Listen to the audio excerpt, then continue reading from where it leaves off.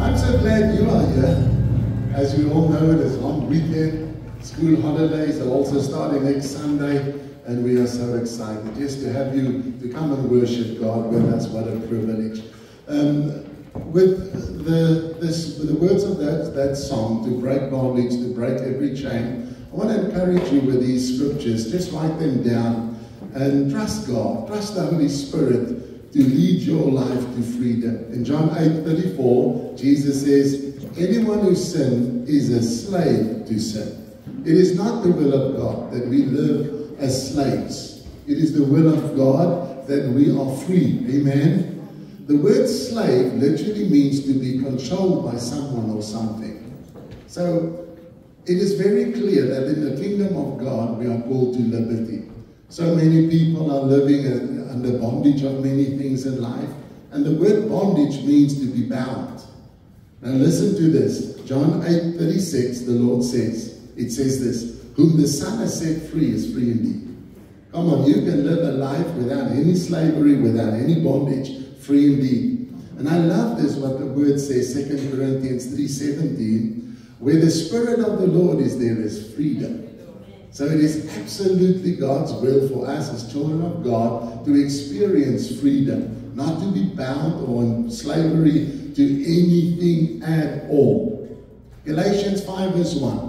Stand fast in the freedom wherewith Christ has made us free.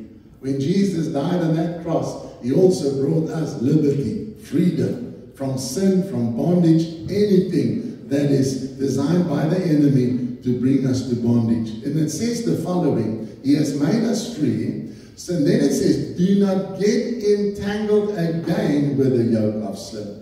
So sin will always lead to bondage. Sin will always lead to slavery. And then Romans 6:23, for the wages of sin is death. Come on, the end of any sin is death. And God wants us to live in freedom. And I read this week, what Jesus said about the importance of protecting our hearts. He said in Luke 11 from verse 34 the following, for your own eyes, your eye is the lamp that provides light to your body. So be careful what you look at. Be careful what you allow through your eyes, your ears, into your heart. Listen what he says. If your eye is good, if you live a life pure unto the Lord and you keep out what is not right and in the sight of God, what is unholy or sin, he says, if the eye is good, the whole body will be filled with light. That is the key. And then it says the following, but if your eye is bad, the whole body will be filled with darkness. A little bit of badness will bring darkness to the whole body. So our purification, our walk of sanctification to please God, to live a pure and holy life is up to us. Jesus paid the price, but we are called to live a life unto him. And then it says the following, but if the eye is bad, the whole body will be filled with darkness. If you are filled with light and there is no dark corners, your whole life will be radiant, will be like a floodlight shining bright. Listen to what Jesus said. If there's any corners in our heart of any darkness, any gray areas, there's no gray areas in God. It's either right or wrong. And that's what Jesus said. If there's any corner of darkness, it will influence the brightness of how we shine for him. Amen. So I want to encourage you, do you have nothing to do with anything that is wrong, that is sinful in the kingdom of God. Set your heart to live for him. Be totally sold out to him. Then you will experience the true liberty that the Bible and scriptures that I mentioned. And that, I mean, after 57 years of life and serving God for many, many years, I have seen that. It is so true. If you live a life separated to God, holy to please him, the reward is that joy, that brightness that will shine through your life. But the moment the world and the sinful thing comes and creeps in, and we allow it, because that's how it enters, that will influence how bright we shine for Christ. Amen. And I know with the young people it's tough because there are many temptations, but it's worth it to stand and to stand and to shine for Christ. So guard your life. Amen. Do you receive the word this morning? And stand for what is right in the sight of God and for Jesus, and He will reward and bless you for that. And that's the best life. Praise God. And there's another thing. There's no such thing as a secret sin. God knows and sees all things. You can hide nothing. Amen. So come on. The way to break a secret sin is to bring it to light. Go and find someone that you can trust and talk about that and just bring it to light.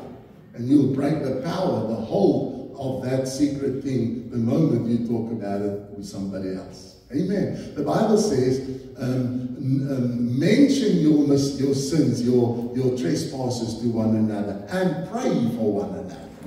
That's a different level of connection, of Christianity, of brother-sistership that we don't get to, where you will come together and mention all your shortfalls and all your secret sins. Amen. But when you do it, you break the power, the bondage, the slavery of the enemy over one's life. And Jesus, through His grace, is there to set us free so that we can experience the blessing of liberty in Him. Amen. Where the Spirit of the Lord is, there is liberty. Come on, say with me, I'm free. I'm free. Praise the Here for vryheid. Amen. So welcome everybody. We're going to have a more English service to welcome our friends from Cape Town. God bless you all. Thank you for being with us today. And just to have you here as well is such a blessing. And I'm so excited. Michelle's going to minister today. Amen. So dankie Lava. Ons waardeer dit. Lava kom vorentoe. And we're going to pray for you. Amen. We are busy with our series on relationship. What a blessing. How we can grow deeper in relationship with one another. And we've looked over the past 3 Sundays, today's the 4th Sunday, on how we can connect with each other. And how we can really just enjoy the blessing of being friends every day. You know, stats show that the best marriage between a husband and wife is those that are truly also best friends. So everything comes back to the connection of being a friend. And how to serve, how to love one another. You know, if you want a friend, be a friend. And it's also important how you behave and how you would treat those around you. And that all of these principles will help so that you can truly be a good friend. And in our hearts, we all have a connection, a longing to be part, to have a connection with somebody, you know, whether it's a husband or wife or a friend at college or at work or whatever. But we all have a desire to have a close friendship. That's how God made us and how He connected us. And so it was so important to look at the importance of doing it right. Yes, the bad thing, if you do it wrong, then the friendship will divide. The friendship will go further and further. And eventually, the greatest enemy of the day that we live in is loneliness. Loneliness will step in. So if we do it right, we are blessed because we experience connection, companionship, and that is what God has called us to really bless us with this in life as we do life together. Have you noticed in heaven, the Bible says there are so many people in heaven, 100 trillion angels in heaven. It tells us exactly in Revelation. So heaven is a big place and it's all about relationship. So for all eternity, we'll be connected to people and part of people's life. So yeah, you might as well start now. So God is preparing us how to do it right, how to love one another and experience that blessing. Let's all stand as we pray for Michelle as we start the sermon this morning. Father, thank you this morning for grace and mercy. And then in the name of Jesus, we bless Michelle as she would minister the word. We open our hearts with a teachable spirit to receive the implanted word of God that is able to help us, to grow us, to save us. I pray for each and every relationship in this room today, whether it's a single relationship, whether it's in marriage, Father, I pray a blessing over each one. And I ask that there will be a release of fresh connections, a blessed connections over each one in this room today. We pray and ask it that you anoint Michelle to speak your word, and we receive in Jesus' name. Amen. Give someone a hug and say, I appreciate you. Amen. Baie dankie.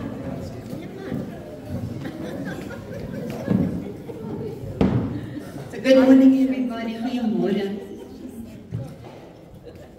Yeah, so if you've been around or in the services over the last 3 weeks, 3 Sundays, or caught up online, then you would have seen that we have ministered on deeper in relationship, but also brought in the 5 love languages.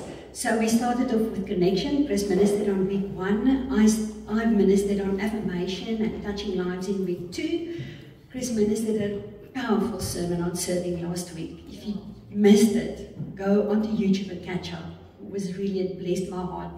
I was with the youth, but I caught up afterwards. Really a powerful service. So today, we're going to look at generosity and giving. And this is my love language. I love gifts. I love to receive something, and I love to give something, and I love seeing the joy it brings somebody else when they get something that I gave them. So very exciting. But giving is so much more than stuff. So much more, and that's where we want to really dig deep this morning and look at all the ways that there is of giving, and Jesus' example in the Bible of giving. Chris shared a lot last week when he ministered on serving. He also spoke to you on giving of yourself, how Jesus went and touched people, physically touched people. He gave of himself into their lives. So it takes hands with what we are talking about this morning. All right, who in this place likes to receive a gift? Yeah. Aha. So did you know that statistics show that 68% of people say that giving is their primary love language? Aha. So Revelation, if giving something, not everybody, it doesn't come naturally to everybody to give something. It's something that we practice, but it's something that can be taught. We can learn how to be a good giver in all the ways that we are going to discuss this morning. So 2 Corinthians 9:7 says, so let each one give as he purpose in his heart, not grudgingly or necessity, for God loves a cheerful giver. I mean, if you receive any gift, whether it's finances, something physical, a gift of self, whatever from somebody, and it looks like they're sucking on lemons, you really don't want it. Honestly, that's not a gift. A gift comes, the emotional attachment is that heart attitude when somebody gives you or blesses you with a gift. Okay, Proverbs 21 verse 26 says, some people are always greedy for more, but the godly love to give. So this should be an attribute of God's children, of the church. When we give with a heart of giving. It's who we are, a heart of giving. It's reflecting the God that we serve. So giving from a heart is profound, and it brings immense joy to both the giver and to the receiver. I mean, if you have somebody, gifts is their thing, and they give you something, they're going to sit there and wait for you to open it up, because a big part of that to them is seeing how happy you are when you open that card or packet, or I don't know, who of you have seen Mark Gongor, Love Your Way to Happy Marriage? Yeah.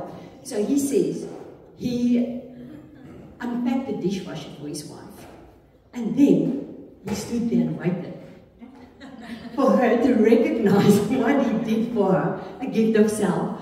But come on, it does give you joy when somebody really appreciates or is excited for something that they give you. It doesn't matter how big or how small. It's not the amount or the material value of the gift, but it's the heart that's behind it. When we give cheerfully and willingly, we reflect God's nature, displaying his selfless nature of generosity. I think our world needs a lot of two things: kindness and generosity. We can be the leaders of that in the world. If God's children can really run ahead and show kindness and generosity. Sometimes giving is activated by a need that we observe. There's something we see lack. It's in our ability to supply that need, so we just do it. We also give because God expects us to sustain His house, for the church to sow into the family, into the community, into missions. Giving should flow naturally from the overflow of a grateful heart, not expecting anything in return, no strings attached. Okay, so we don't give because we need, so now we give. Sometimes we give from a place of need. But we don't give because we're expecting now. It's been 7 days. God, nothing has happened. What's your problem? So we don't give because we want anything in return. We give whether it's from our overflow or from our lack. We give because that's the right thing to do. It's a heart attitude. It's carrying the fruit of the Spirit and the gifts of the Spirit. It's actually intertwined and connected. But we can't go into all of that this morning. Proverbs 11 says, one gives freely, yet grows all the richer. Another withholds what he should give and only suffers want. Whoever brings blessing will be enriched, and one who waters himself will be watered. So biblical examples of God's giving, there's so many. So I've just drew out 2 from the scriptures for you this morning. One example, Mark 12, verse 41 to 44, speaks of the widow who literally gave her last. It doesn't matter what the amount was, it was her only. It was her last. Verse 44 says, for they gave a tiny part of their surplus, but she, poor she is, has given everything she had to live on. What a great sacrifice of giving. Another example is the Good Samaritan in Luke 10.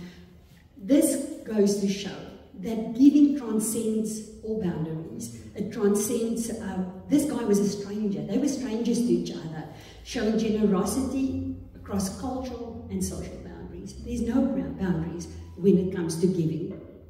Kindness and generosity. Jesus says, then he said in the last verse, yes, now go out and do the same. So we should be kind and generous. So gifts of kindness, showing kindness is a gift to the person that receives it. So you might not feel that it's a gift, showing kindness to somebody else, but the guy who gets it, who stands on the receiving end, it's a huge gift to that person. God is commanding us to do the same in Luke 10. So how about just a phone call to check in on somebody? That's a gift to the person who receives it if they felt lonely or had a bad day. We spoke of loneliness 2 weeks ago. The world needs gifts of kindness, treating people with dignity and respect, saying things like please and thank you, a kind word, an honest compliment, meeting a need. It's all gifts that makes a massive impact on how we grow deeper in our relationships as a church. So God shows us kindness, even though often we don't really deserve it. Not taking anything for granted should be the attitude of our hearts. So physical gifts is something that you can hold. Touch, see, feel, smell, whatever, that's a physical gift. And you can look at it and say, look, he gave that to me, she gave that to me. I have a simple example. I have a little Perspex box with as a houtpoppietjie with voete wat so dangle that was glued on the top with a little note on top. It was not a love note, just something beautiful, a kind word. And inside was sweeties. I got that as a gift from my friend about 22 years ago. So the sweeties didn't last very long, it's me. So sweeties went, but then I started using that little box for my staples, to refill my stapler. So it's been 22 years later, it's still in my desk drawer. At least once a week I take it out, put staples in, and the first person I think of is my friend. If somebody gives, it can be the smallest thing, but it's a heart connection. It brings that warm, fuzzy feeling of memories of your friendship relationship with that person. So it doesn't have, look, expensive gifts are nice. Somebody in this church, in a lockdown, gave us a bag, or sent us a bag, with 2 KY jackets. I nearly fainted. Who does that? You know, who does that? I wear them every winter. I live in them and think of that person. But it doesn't have to be a KW jacket. It can be something as small as a little pot in which, with a few sweeties, just to start thinking of you. How beautiful is that? Okay. It's a tangible symbol of thought and care, carrying emotional value. So, of course, it makes us grow deeper in relationship, like a wedding ring. So when you look at your ring, you think of that person, not the value of the ring, but he's mine, I'm his. Hey, it's an emotional connection to something, irrespective of the value of it. Actually, my husband has given away so many of his wedding rings. I think the one he's currently wearing was 40 rand. Yeah. No, I gave up. I gave up. Every time somebody gets married and they need a ring, he says, oh, well, it's okay, you can have mine. Right. So I can't have any loveliness engraved on the inside. Physical gift. It can be something like baking a bread for somebody who moved into the community, or dropping off for a nice warm meal when somebody's sick, or a bowl of soup, anything. Right, now let's move on to financial gifts now. I don't know. We have many of our friends obviously are pastors because of what we do. I don't know any of them that likes to stand up in front of a church and speak about money. We all hate it. It's not nice. It's not nice. So I'm going to shorten this version for us this morning, and Chris skipped the offering this morning so that we can just run through this. But it is necessary. Some have a saving and some have an investing perspective. Feeling good when they save and when they invest. And they might experience emotional resistance when it comes to giving. It doesn't always make sense financially. They might see giving as an expenditure instead of an investment. How often spending money can sometimes be the best investment if you do it wisely. Looking at financial contributions toward the church, we bring our gift expecting nothing in return. We had somebody one year say to us, he's been paying his tithe for the last how many months, but nothing has happened. Like, yo, bro, change the attitude of your heart. Stop expecting anything in return. Things might change in your life. Okay. We know that without finances, the church cannot operate without finances. The word is free, but getting it there is costly. So it's our joint obligation, and it forms part of our worship. But it's also our privilege to be able to give to the house. And God's work, He blesses us to be a blessing and a conduit for the blessings that He blesses us with. Can you imagine how much more, how much less need and lack there will be if the church doesn't suffer need and lack? If we can be conduits of that blessing, how big a blessing we can be, how far we can reach and how deep we can reach into our church family, into our community, and further afield. The church does not belong to the pastor. It's God's church. Together, we are the church. The Bible says we are the living stones, but Jesus Himself is the cornerstone. So we are the house. Every soul that is saved is to the credit of all of us, because we are the church. Sowing from finances into the church, we grow deeper in relationship because we take ownership of our church family. It's us and we, and it's not you, your church, you. Together we take care of our own and ensure the house has sufficient, not only to meet the needs of the house, but to be a blessing to the community, and thus growing deeper in community.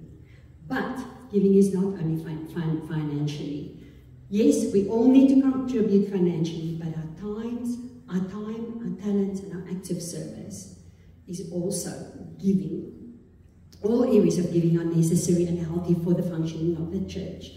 The church cannot operate on finances alone. Neither can it operate on serving alone. We need it all for balanced and a healthy church life. Acts 20 verse 35 emphasizes that it's more blessed to give than it is to receive, encouraging us to help the weak through our hard work. Acts 20:35 says, and I have been a constant example of how you can help those in need by working hard. You should remember the words of the Lord Jesus, it's more blessed to give than to receive. So now let's move over onto gifts of self. I love this because this really goes together with acts of service that Chris was ministering on last week. It's a gift that you can't touch, smell, or put on the shelf, but it's a huge gift. And I often tell you about my gift I've been receiving for more than 36 years. Every morning Chris has made me coffee in bed. Act of service, but it's a gift of self for him to get up out of bed, to serve me 2 cups of coffee before I even open up the blankets and get out of bed. It's a huge gift to my life. So when there's a reason where he has to be out early and I have to make my own coffee, it's not nice. Not because of having to get, it just doesn't taste the same. He does it well. He's blessed and gifted to make that cup of coffee. And I receive it and it's so good. And I remember to say thank you because I don't want him to stop.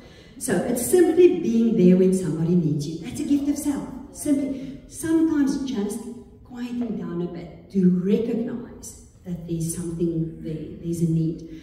Unpacking the dishwasher, taking care of the garbage, hanging the washing on the line. A simple thing, and this is Jesus' example. How can I help? What do you want me to do for you? Jesus often used those words. How can I help? What can I do for you? What do you want me to do for you? We don't always have to wait for a special occasion. And it does not always have to cost us any money. Random acts of kindness often makes the biggest gift with the most impact, drawing us closer to one another and deepening relationship. Whether it's a physical gift, a financial gift, or a gift of self, they all work together to bless the body.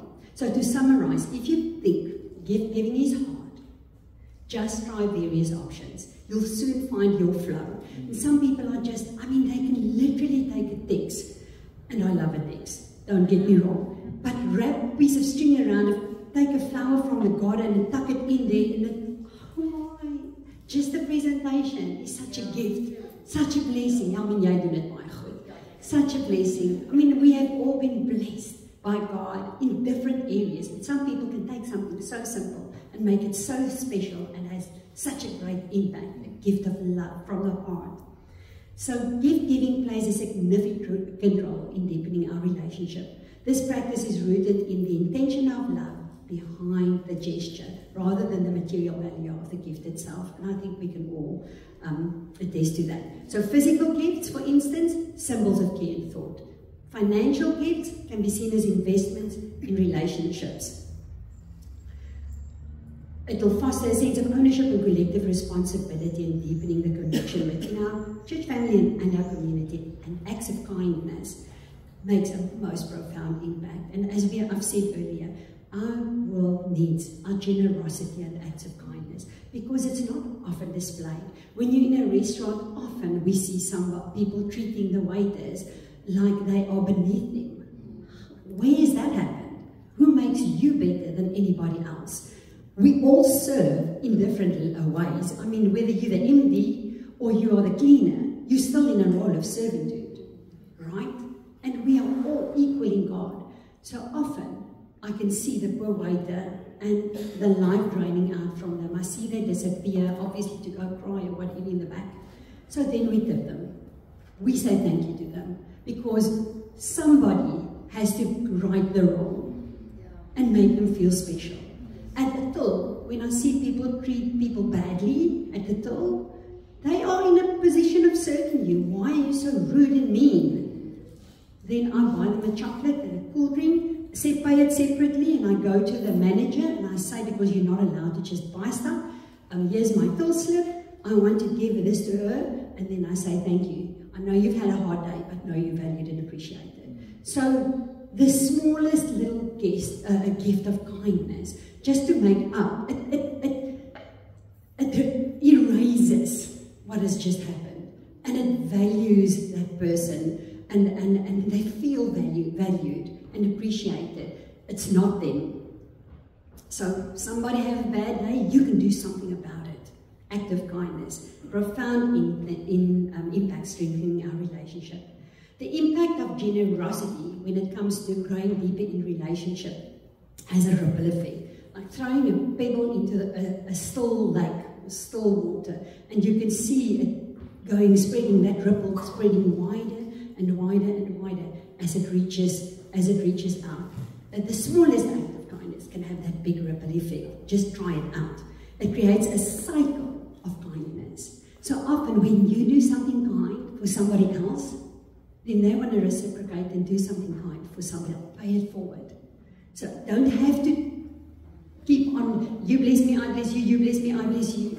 But now you go and pay it forward and be kind to somebody else. Somebody who didn't expect it, didn't ask, might not even be somebody that you know. Proverbs 11:25 says, the generous will prosper, those who refresh others will themselves be refreshed. And then in Luke 6, highlights the reciprocal nature of generosity, promising that the measure that is used to give will also be measured back to us. But that's not why we give. It's just a spiritual principle. It will happen. Give and you will receive. Your gift will return to you full, pressed, shaken down. Stir it together, making room for more, running over and poured into your lap. The amount you give will determine the amount you get back. But having said that, the attitude of the heart is never to expect a return. The very definition of the word gift is a thing given willingly. It's a present. So there's no strings attached. I'm giving 10,000 Rand to the church this month. God, I need 20. No strings attached. We give willingly. On this point, I would want to say, never, ever step into the trap of making you somebody else's source. The gift, the reflection of gratefulness and thankfulness should always be to God. So take yourself out of the equation. If you give to receive that moment of recognition and reward, then that's all you're going to get. But if you lay up treasures in heaven, God is going to bless you so much more. So, I want to use this example because it actually happened in the church many, many years ago, where there was a family and they needed a television. I don't know about you, but I love television. We watched a great movie on Netflix last night, The Forge. If you have not seen it, The Forge, from F-O-R-G-E, from the Kendrick brothers, who made all the great Christian movies, The Forge. It is it impacted my soul so much, I thought perhaps we must just cancel this morning and play the movie for you. It's great. It's really great. Go and see it. So I love a TV. These people didn't have a TV, but somebody else wanted to buy them a brand new TV. So they came to us and they said, what do we think? Should they buy them this TV? And we said, if you can afford to be that blessing, do it. But do not hand them the TV yourself. Give it to us. We will give it and say, somebody is blessing you this TV. Of course he didn't listen. And he went to give this TV to the people and had 3 seconds of amazing. And his praises being sung, and he felt so great. And from then on, they went, I need this, I need that. And then he came to us and said, yeah, but now they don't want to stop it. They want this from me and that from me. And like, you deal with it. You deal with it, don't you? Deal with it. The bit of recognition, where's it now? It's gone. So bring it to us. I always ask, when people do that and we take it, or sometimes people pay money in and say, I want to give this couple 10,000 Rand. It's just an example. Then we transfer that 10,000 Rand from the church's account without any description but blessing. And then that person doesn't even know where it comes from. But if they really now have to go and delve at the bank and find it comes from the church and come to us, we can honestly say, this was from someone. Not from the church, it was from someone. We were the conduit to make it flow through, the blessing flow through. Sometimes people give us things, vouchers, whatever. We go and take it to the person, and then I say, please will you write me a WhatsApp just to say thank you, and I'll forward it to the person. But I'll never tell you who it was, because it doesn't matter. God used that person as a conduit to bring you this blessing or provision. Righty. So if you do that, if you say the TV, don't phone me, we're not going to bail you out. Now you're going to have to buy the fridge, the washing machine, the dishwasher, go big. Okay, let's look at ministry gifts. Ephesians 4 verse 8 and 11 to 13 says, therefore he says, when he ascends on high, he gave gifts. So this is the gift Jesus gave us as his church. He gave gifts to men. And he himself gave some to be apostles, prophets, evangelists, some pastors, teachers, for the equipping of the saints for their work in the ministry, for the edifying of the body of Christ, till we all come to the unity of the faith and the knowledge of the Son of God, to a perfect man, to the measure of the stature of the fullness of Christ. So these gifts are fivefold ministry gifts. Not everybody in the church operates in fivefold ministry gifts. Apostles, prophets, evangelists, pastors, teachers, Afrikaans leraars. So not school teachers, leraars. The fivefold ministry is, although an integral part of growing deep in our relationship, to equip believers for their work in the ministry, helping us to establish strong and rooted communities, for spreading the gospel, for caring and for shepherding the people, fostering a sense of belonging within the church, for imparting knowledge and understanding, and helping believers grow in biblical principles, and for building up the body of Christ. That's the job of the fivefold ministry in a nutshell, summarized. So together they work in a harmony to create a supportive and a nurturing environment. So you may not be called for the fivefold ministry, but everyone can be involved in the ministry of helps. I live there. I love that. Standing up here is not within my number one area of gifting. I like the behind the scenes stuff. So I like to work behind the curtain. I'll direct the play. I don't want to be in the play. And I said to Chris, the interesting statistics show that most people who are on public platforms, like ministers or actors or worship teams or dancers or whatever, usually are actually introverts. How is that? They're actually the introverts, not the people like me. We're the ones who work behind the scenes. We're in the ministry of helps, which is necessary and important part of the body of Christ. And in one sense of the word, we are all called to preach. So, preach means to proclaim, to tell. We support the witness to others. 2 Corinthians 5:18 says, now all things are of God, which has reconciled to us to himself through Jesus Christ, and has given us the ministry of reconciliation. All of us are in full-time ministry. All of us are called to preach, to tell, to share the gospel, the ministry of reconciliation, reconciling people with God himself. So, say with me, I'm called as a minister to the ministry of reconciliation. Now you see, you are all full-time ministers of the gospel, right? Okay, so no one is above the other one.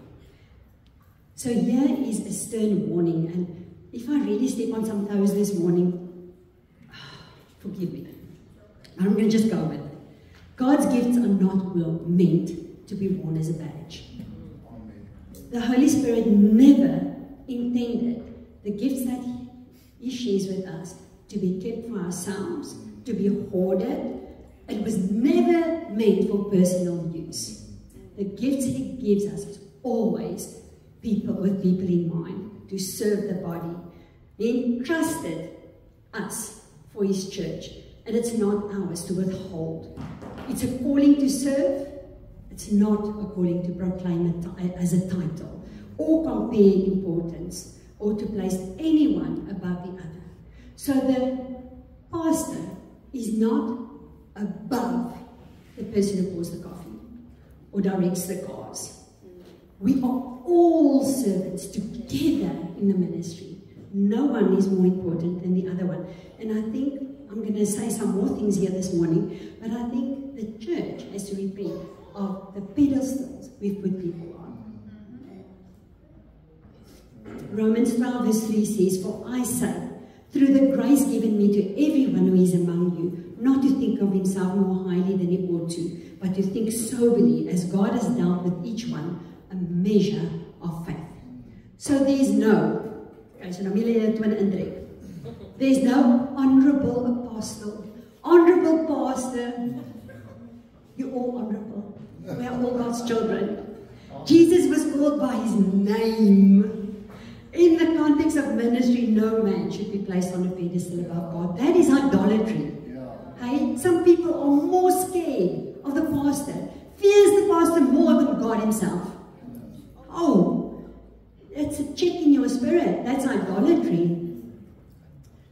Some people are more worried about how they will look. What will pastor say? How they will look in the eyes of the pastor. Never mind God who sees everything, even in secret. Don't place any person on a pedestal. So this morning you can say, I know. You can say, amen. I know we're placing some holy cows on the altar this morning. But our worlds need more of that. So I'm exaggerating a little bit this morning to show that even people who we look up to can become an idol in our lives.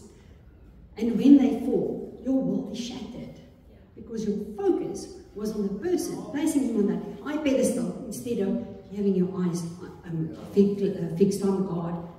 Man can fail you, God cannot fail you. Being called by the Spirit to serve as an apostle, a pastor, a teacher, a prophet, or an evangelist is simply a reference to how we are called. So in the fivefold ministry, don't place people in the fivefold ministry on pedestals. It's a reference to how they are called to serve the body. So they should be the biggest servants. Okay. Instead of being served, we are not that wonderful. It's all God.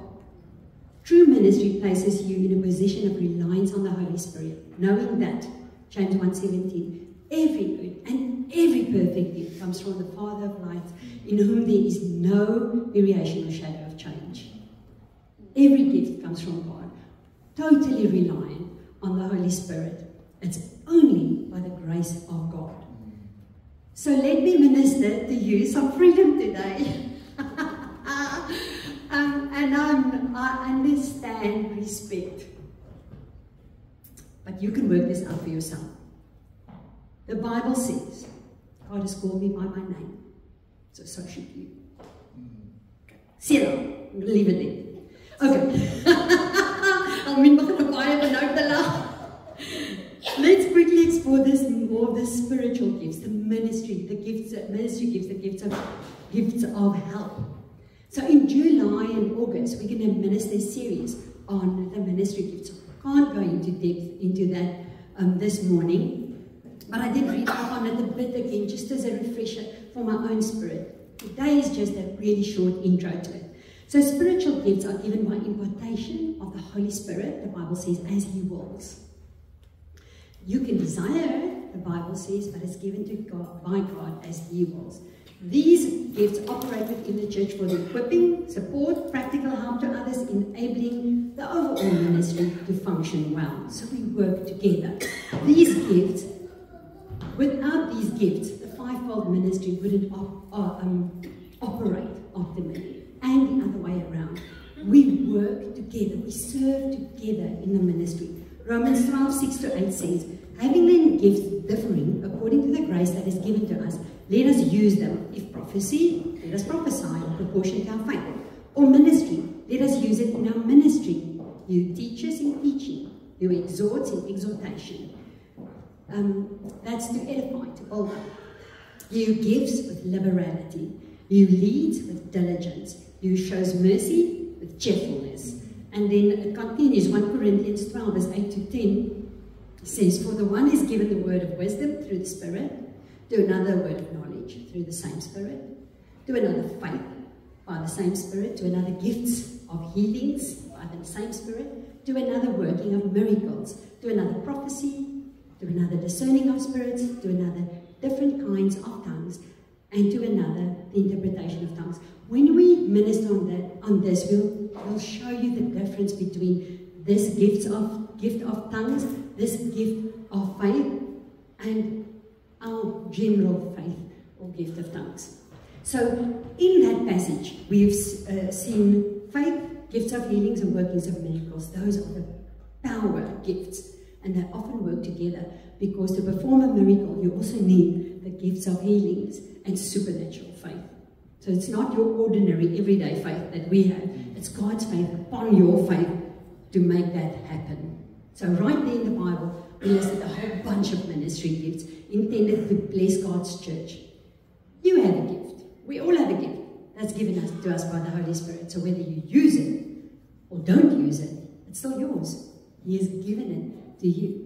So you don't have to go and pray, God, can I also have a gift you forgot about me? No, you already have one. You have a gift. What comes naturally to you? Are you a natural organizer? When we planted the church 23 years ago, it was my job, once a month, to sort out the slips for the month, all the expenses.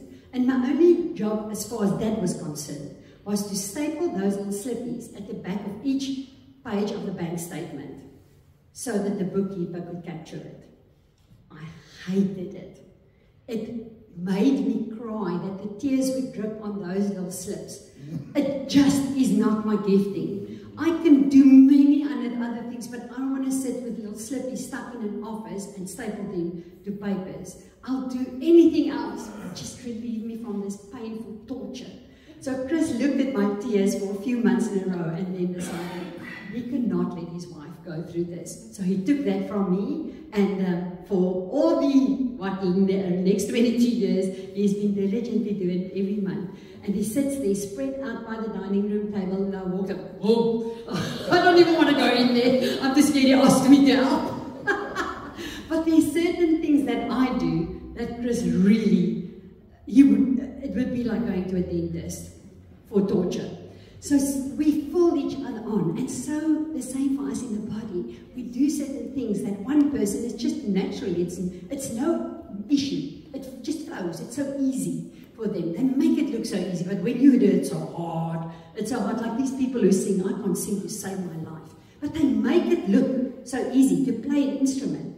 It feels like we can also do that. Look how easy that is. No, we can't. I was the first person to be banned from the worship team. The moment we went overseas to see this onto a live worship team, it's a gift that God has given, and it blesses His body. It edifies, it encourages, it leads you into the throne room, and they make it look easy because they flow in their natural gifting that the Holy Spirit has gifted them with.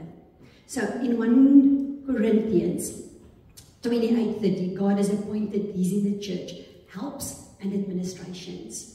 So many areas you can go and read. There are so many areas where these things are mentioned. But God appoints people in the ministry of helps and administration. Some people are just naturally organized, naturally good leaders, natural, whatever it is that they flow in. They just make it look easy because God has gifted them. So the ministry of helps provide practical assistance and support. The characteristics of that person would be empathy, service-orientated, humility, and compassion. That's the person who serves there. Another verse that speaks of hospitality, and I want to read this. I added it afterwards because I think it's so important. Hospitality is so important, to just open arms, to welcome people in, to make them feel valued and comfortable and at ease and at home. 1 Peter 4 verse 9-11 says, offer hospitality to one another without grumbling. Each of you should use whatever gift you have received to serve others. It's not for you. The Bible says it's to serve others as faithful stewards of God's grace in its various forms. If anyone speaks, they should do so as one who speaks the very words of God. If anyone serves, they should do so with the strength God provides, so that in all things God may be praised through Jesus Christ. Whatever we do is a reflection of the God that we serve. To Him be the glory and the power forever and ever. Amen. So Romans 12, John 8, Titus 1. You can go and read all about hospitality. There's so many scriptures referring to this in the Bible. Romans 11:29 says, for the gifts and callings of God are without repentance. So what does that mean? God doesn't change His mind about the gifts He's given you. So if somebody says, if somebody's gifted, where's Gavin? Gavin is gifted on that piano. Our worship team, our musicians are gifted on the drums. Sean, Theo, they're just gifted in what they do. It's a natural gifting, and that doesn't mean that they can just do it without rehearsing. Of course, we polish up our gifts, we practice, we rehearse, but it comes naturally to them. So if a musician today says, no, I think I'm going to step down, I'm not playing this keyboard anymore, I'm going to pour coffee. That is not right. You are operating in somebody else's gift, and it's going to be hard for you. And the blessing that we withhold, the whole body, because we're not operating in the gift that God has gifted us with, it's just so sad. It's just so sad. You create a vacuum, a lack, because nobody can fill that lack. It's your gift. You have to do it. So I can't now go for guitar lessons and then take Aldo's guitar and say, Aldo, you go preach on Sunday, I want to play the guitar today. I'm so not gifted in anything musical. I appreciate it, but I'm not gifted. So when you are gifted in an area, it's just like, it's anointed. Whatever you do is just anointed. It just flows naturally, and God is just blessing you in whatever you do. God won't change his mind. The calling is still there. So whether you obey or not, the calling is still there. Go and find it. God has given you the gift, and he has gifted you along a certain line. Paul told Timothy to stir up the gift. Another translation says to fan the flames in 2 Timothy 1. This is why I remind you to fan the flames. Stir it up, the spiritual gift that God has given you. When I lay my hands on you, we all have that gift. Let's go fan the flames. Let's stir up that gift to bless the body of Christ with it. Reflecting on the gifts that God has given us helps us understand the importance of using them to bless others, to draw us in a deeper relationship. Encouraging a giving spirit, it's cultivating a spirit of generosity. It's something we practice, and we use practical steps to do it. Hebrews 13:16 says, and do not forget to do good and to share with those in need. These are the sacrifices that pleases God. To do good. Do you want to please God? Go and do good. Hey, how simple is that? It sacrifices that pleases. It's part of our worship. Where giving finances is part of our worship. Singing on a Sunday is part of our worship. Doing random acts of kindness, it's part of our worship. It pleases God. 1 Thessalonians 5:11 says, so encourage each other and build each other up, just as you are already doing. So don't stop. You're in a good place. Keep going. It fosters community where generosity and encouragement thrives. It's how we grow deep in relationship. There is a warning here though, and I've spoken to you about that. Do not put the focus on yourself, but always let God be the focus. The Matthew 6 verse 3 to 4 says, don't let your left hand know what your right hand is doing. If you brag about what you're doing, that was your reward. How does that feel? Not great.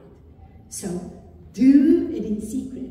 God sees it. He sees everything. So do it for him. The secret ingredient to operating in the gifts of the Spirit is humility. And it's free. So lastly, I want to touch on God, his ultimate gift to us, and that is Jesus Christ, that he gave us. God paid the ultimate price by giving us the ultimate gift. How much more should we be willing to give of ourselves and our resources for his glory? Romans 6:23 says, for the wages of sin is death, but the free gift of God is eternal life through Christ Jesus our Lord. It's a free gift. Jesus was God's free gift to us. And all we have to do is to say, yes, Lord, I accept this gift. It's free. John 3:16, for God so loved the world that he gave his only begotten Son, so that whoever believes in him should not perish, but have eternal life. By giving his Son, he displayed the ultimate act of generosity and love, setting a standard for all of us to follow. God's ultimate gift of Jesus plays a profound role in helping his church grow deeper in relationship. This gift is the foundation of our Christian faith. Yeah. Without Jesus dying on the cross, being raised to life, now sitting at the right hand of the Father, sending the Holy Spirit to live within us, to help us, to guide us, and to lead us, the church would have looked very different today. We would have destroyed ourselves long ago. So this gift is the foundation of our faith, our community, and it serves as a powerful reminder of God's selfless love and sacrifice. This emphasizes the love that helps us create nurturing and supporting environment, community, church, and a place where relationships can really flourish. So let us follow Jesus' example by growing closer in relationship. Awesome. Excellent, girl. She's a preaching more. She's a good speaker. Isn't that amazing? Nina, kan jy ons kom afsluit? Isn't that amazing? Our God and the gifts to love one another, to serve one another. It's such a calling, such a blessing. Amen. I'm very excited. God gave me a specific word. We finished with our deeper in relationship. But next Sunday I'm going to minister on never give up in the waiting. The Lord spoke me a specific word in my spirit. Just that. Minister this. Never give up on your waiting. While waiting. Amen. So I'm going to minister on that. And then after that, we're going to do the 3 services that leads up to Easter. On Easter Friday, early, we're going to have a service and communion as well. Then we're going to go through the Koa Bokkerveld to do a wedding quickly. Yeah. Nadia and Johan is getting married on Easter. Isn't that an amazing date? And then on Sunday morning, we'll return. On Sunday morning early, listen to this, 6:30, we're going to have a sunrise service in front of Bloemendal, on the hill. Outside service and a picnic. It's going to be awesome. We're going to combine the service with El Shaddai, and you're going to meet Tony Fitzgerald, the one who started, the dad who started our Church of the Nations network almost 50 years ago. And he is such a father in faith and such a tremendous, lovable, person. So it's just going to be wonderful. Would you stand? Nina's going to bless us as we end. Thank you. Lord, thank you so much. We were talking about gifts today, but God, you've given us the biggest gift we could ever receive. Lord, thank you for sending your Son, even though we were sinners, still are, but Lord, you have made us new. Lord, help us to walk in your faithfulness and give gifts that you've blessed us with, Lord. Money is just something you've gave us so that we can give to others, Lord. Time is just something you've given us so that we can bless others. And Lord, just as we walk through this week, we ask, Holy Spirit, please remind us of the scriptures, remind us of what we learned today so that we can really walk out and practice what we've heard. Lord, we ask blessing for everyone here, and we just thank you for your goodness. Amen. Amen. Thank you, Nina. Go in peace. God bless you. We love you. Have a wonderful Sunday.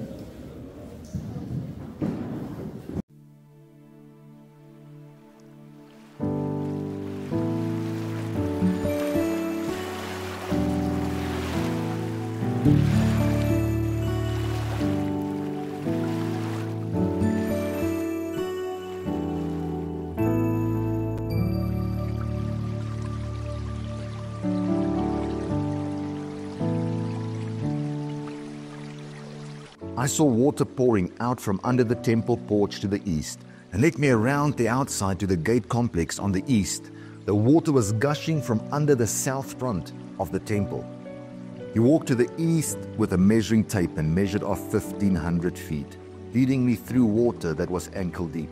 He measured off another 1,500 feet, leading me through water that was knee deep. He measured off another 1,500 feet, leading me through water waist deep. He measured off another 1,500 feet. By now, it was a river over my head, water to swim in, water no one could possibly walk through. He said, "Son of man, have you had a good look?" Then he took me back to the river bank. While sitting on the bank, I noticed a lot of trees on both sides of the river. He told me, "This water flows east, descends to the Arabah, and then into the sea of stagnant waters. When it empties into those waters, the sea will become fresh. Wherever the river flows, life will flourish. Great schools of fish, because the river is turning the salt sea into fresh water. Where the river flows, life abounds. Fishermen will stand shoulder to shoulder along the shore from En-Gedi all the way north to En-Eglaim, casting their nets. The sea will teem with fish of all kinds, like the fish of the great Mediterranean. The swamps and marshes won't become fresh. They'll stay salty. But the river itself on both banks will grow fruit trees of all kinds. Their leaves won't wither. The fruit won't fail. Every month they'll bear fresh fruit because the river from the sanctuary flows to them. The fruit will be food and their leaves for healing.